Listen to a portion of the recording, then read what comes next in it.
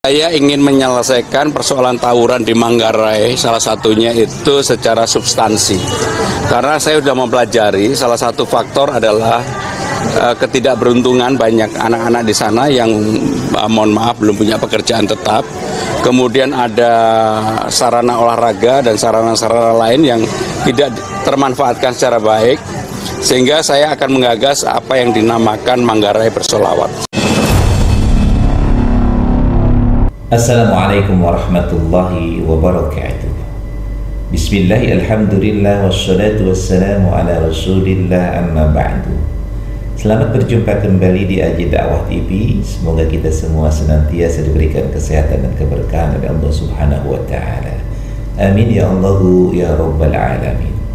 Di video kali ini kita akan membahas tentang Gubernur DKI Jakarta, yakni Bapak Pramono Anung, di mana pada hari kemarin Bapak Pramono Anung mengeluarkan statement berkaitan dengan tawuran yang terjadi di wilayah Manggarai pada tanggal 7 Mei 2025, tepatnya hari Rabu. Sebagaimana kita ketahui bahwa tawuran yang terjadi pada hari Rabu ini itu sangat luar biasa, melibatkan dua kelompok massa yang besar, melibatkan dua RW, yakni RW 04 dan RW 12. Dan kita bisa melihat pihak kepolisian pun tidak bisa berbuat banyak untuk melerai daripada tawuran yang terjadi ini. Maka kemudian Gubernur DKI Jakarta, yakni Bapak Pramono Anung, mengeluarkan statementnya.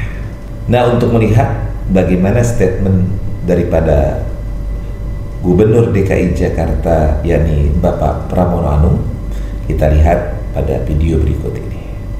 Terkait tawuran di Jakarta, Pak, mungkin ada arahan, imbauan atau pencegahan preventif ke wali kota yang baru sehingga tindakan tersebut. Jadi saya ingin menyelesaikan persoalan tawuran di Manggarai, salah satunya itu secara substansi. Karena saya sudah mempelajari, salah satu faktor adalah ketidakberuntungan banyak anak-anak di sana yang mohon maaf belum punya pekerjaan tetap. Kemudian ada sarana olahraga dan sarana-sarana lain yang tidak termanfaatkan secara baik. Sehingga saya akan menggagas apa yang dinamakan Manggarai Bersolawat. Saya akan undang kelompok-kelompok yang bertikai di sana. Ada RW 4, RW 5, RW berapa begitu. Duduk bareng, apa sih akar permasalahan yang sebenarnya. Karena nggak bisa hanya menyalahkan saja. Karena menurut saya cara-cara seperti itulah yang akan saya lakukan. Sehingga dengan demikian ada pendekatan kultural, keagamaan, orang dihargai, tapi juga mereka problemnya memang banyak yang belum mendapatkan pekerjaan. Akan dimasifkan nggak ke tiap kota administrasi Jakarta? Ya, ini saya kan baru contoh aja. Tentunya yang lain akan. Tadi Bapak bilang ketika punya pekerjaan menjadi salah satu concernnya juga ya. Tapi kan sekarang juga masalah kelas menengah juga menurun, juga menjadi concern kalau misalnya dari pemerintah kepala daerah. Pokoknya sebagai Gubernur Jakarta, saya nggak mau ngomongin tempat lain, tetapi saya bertanggung jawab terhadap warga Jakarta untuk memperbaiki itu. Manggarai Bersolawat itu lebih jelasnya itu programnya seperti apa sih? Ya, kita ajak duduk bareng. Karena mayoritas di Manggarai ini kan mohon maaf agamanya Islam. Sholatnya rajin, tapi tawurannya juga sering kan gitu. Sehingga dengan demikian ini untuk didamaikan bersama-sama. Tapi bakal melibatkan majelis taklim juga, Pak? Yang jelas semuanya dilibatkan stakeholder yang ada. Dan saya akan segera minta wali kota untuk mempersiapkan itu. Dari video tadi kita bisa melihat bagaimana pernyataan dari Bapak Pramono Anung yang mengatakan bahwa penyebab tawuran yang terjadi di wilayah Manggarai itu ada dua hal, yakni karena pengangguran, karena banyak masyarakat yang masih nganggur, dan juga karena belum maksimalnya sarana-sarana umum dan sarana-sarana olahraga. Nah, ini pernyataan daripada Bapak Pramono Anung. Nah, kemudian untuk mendamaikan di antara dua kelompok ini, maka Bapak Pramono Anung akan menyelenggarakan kegiatan yang namanya Manggarai Bersolawat. Artinya akan mengundang dua kelompok tadi untuk bertemu, kemudian juga mengadakan kegiatan dengan bingkai yang diberi judul dengan Manggarai Bersolawat. Jadi akan mengajak masyarakatnya untuk bersolawat. Nah, inilah statement jurus yang akan dikeluarkan oleh Bapak Gubernur DKI Jakarta, oleh Bapak Pramono Anung, untuk menangani masalah daripada tawuran yang masif yang terjadi di wilayah Jakarta umumnya, khususnya yang terjadi di Manggarai kemarin pada hari Rabu tanggal 7 Mei 2024. Maka berdasarkan hal ini kita bisa menganalisa. Yang pertama adalah bahwa Bapak Pramono Anung ini menganggap permasalahan berkaitan dengan penyebab timbulnya bentrokan dan juga tawuran di antara masyarakat yang ada di DKI Jakarta adalah karena pengangguran dan karena kurangnya fasilitas umum dan olahraga yang dipergunakan oleh masyarakat. Lalu bagaimana kita melihat dan mensikapi hal ini? Kalau kita lihat bahwa DKI Jakarta ini adalah wilayah yang sangat produktif, wilayah yang sesungguhnya adalah tempat pencari kerja para pekerja. Bahkan kita lihat dari beberapa daerah itu banyak yang sengaja mengais rezeki ke Jakarta. Artinya apa? Artinya Jakarta ini memang daerah yang cukup bagus perekonomiannya, cukup menjanjikan mendapatkan keuntungan, cukup menjanjikan orang untuk mengais rezeki di Jakarta, sehingga orang-orang dari wilayah-wilayah lain datang ke Jakarta untuk bekerja. Pertanyaannya, orang Manggarai ini yang asli mungkin sebagai penduduk Manggarai, menurut pandangan dari Bapak Gubernur ini, tentunya akan lebih mudah lagi untuk mendapatkan fasilitas kerja itu. Bahkan mungkin bukan hanya fasilitas kerja, secara ekonomi mereka pun sudah dijamin oleh pemerintah DKI Jakarta dengan bantuan-bantuan, dengan bansos-bansos yang diberikan oleh pemerintah DKI Jakarta setidaknya. Jadi kalau kita lihat titik apakah karena masalah pekerjaan atau banyak masyarakat atau pemuda-pemuda yang nganggur, kalau kita lihat dan kita telaah, tentunya tidak ada relevansinya sama sekali berkaitan dengan pengangguran, karena angka pengangguran di DKI Jakarta itu tidak sebesar di Jawa Barat. Lalu berkaitan dengan pemanfaatan fasilitas umum dan olahraga, ya kita paham wilayah Manggarai itu memang kalau ingin diketemukan lapangan yang luas ya sulit. Kalaupun ada tempat-tempat sarana olahraga itu harus berbayar. Ya, tetapi masyarakat sekarang ini tentu tidak begitu menjadi sesuatu yang tuntutan kebutuhan kemudian harus menyediakan atau tersedianya sarana-sarana olahraga yang secara umum bisa bebas dipergunakan oleh masyarakat. Di Manggarai itu kan ada Taman Ismail Marzuki sebenarnya. Ya kalau misalnya mau lebih mengoptimalkan, misalnya bisa bekerja sama dengan Taman Ismail Marzuki yang untuk orang-orang Manggarai umpamanya untuk wilayah setempat bisa digratiskan. Kalau sekedar alasannya adalah karena kurangnya prasarana atau sarana umum dan olahraga. Jadi kelihatannya alasan tentang tawuran ini tidak efektif. Sepertinya kurang relevan penyebab daripada tawuran ini berkaitan dengan kurangnya fasilitas umum dan fasilitas olahraga bagi masyarakat sekitar wilayah Manggarai khususnya. Lalu kemudian dalam rangka mendamaikan kedua kelompok ini, Bapak Gubernur berinisiatif mengadakan kegiatan dengan dibungkus dengan kalimat Manggarai bersolawat. Ingin mempertemukan kedua kelompok, kemudian saling berbicara dan kemudian saling mengklarifikasi dan kemudian mendamaikan kedua kelompok ini. Nah, pertanyaannya, apakah bisa mereka didamaikan dengan bingkai sholawat? Nah, kalau kita lihat, sesungguhnya DKI Jakarta ini adalah wilayah-wilayah yang banyak sekali kegiatan-kegiatan maulidannya, banyak sekali kegiatan-kegiatan haul yang diadakan di wilayah Jakarta.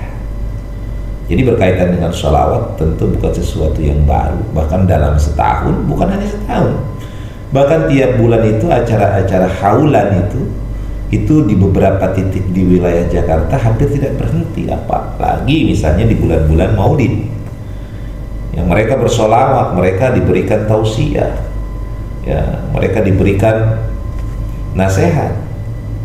Jadi wilayah Jakarta ini bukan wilayah yang kering daripada nilai-nilai keagamaan sesungguhnya.